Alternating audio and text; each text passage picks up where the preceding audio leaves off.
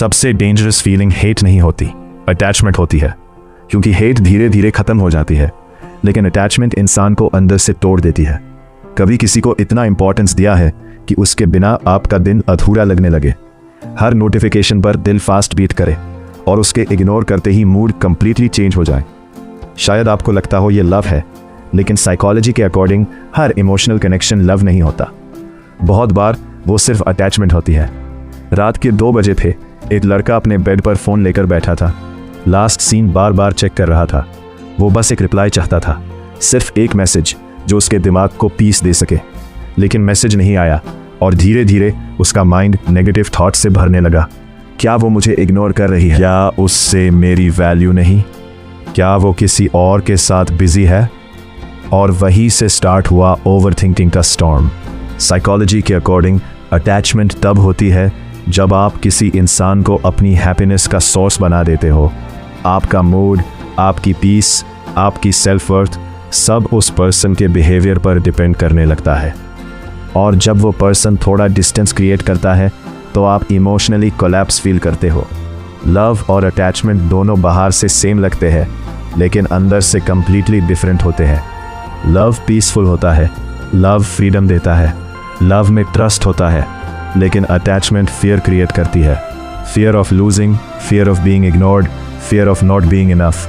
वो लड़का slowly emotionally dependent हो गया था। सुबह उठते ही फ़ोन चेक करता, रात को सोने से पहले उसकी प्रोफाइल देखता और पूरा दिन उसके रिप्लाईज का वेट करता। उसकी लाइफ का सेंटर अब वो इंसान बन चुका था। और डेंजरस पार्ट ये था, उससे लग रहा था कि ये ट्रू लव है, लेकिन सच ये था वो खुद को लूज़ करता जा रहा था। एक दिन उसने नोटिस किया, जब वो रिप्लाई लेट करती थी तो उसका एंग्जाइटी लेवल इंक्रीज़ हो जाता था। जब वो ऑनलाइन होती और मैसेज नहीं करती तो उसका हार्ट सिंक फील करता। और साइकोलॉजी के अकॉर्डिंग ये लव नहीं, इमोशनल अटैचमेंट का साइन होता है।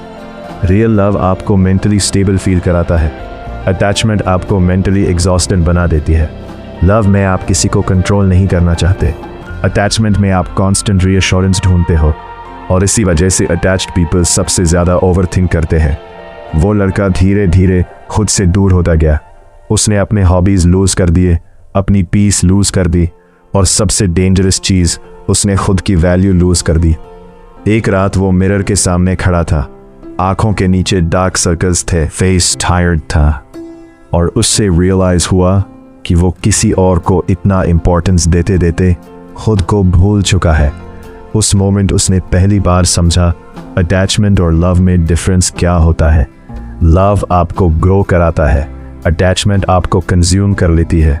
लव में पीस होती है, अटैचमेंट में एंग्जाइटी होती है।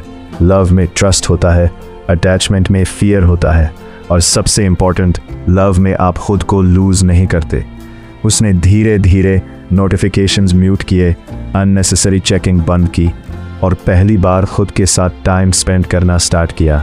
स्टार्टिंग में डिफ़िकल्ट था, बहुत डिफ़िकल्ट, लेकिन धीरे धीरे उसका माइंड काम होने लगा। उससे रियलाइज़ हुआ कि रियल हैप्पीनेस किसी और के रिप्लाईज़ में नहीं, खुद के पीस में होती है।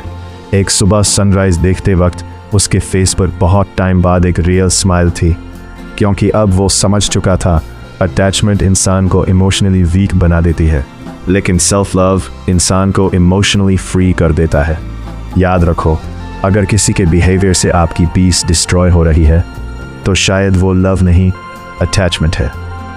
अगर वीडियो ने आपके दिल को टच किया हो तो लाइक करो, सब्सक्राइब करो, और कमेंट में लिखो, I choose peace over attachment. See you in the next psychology video.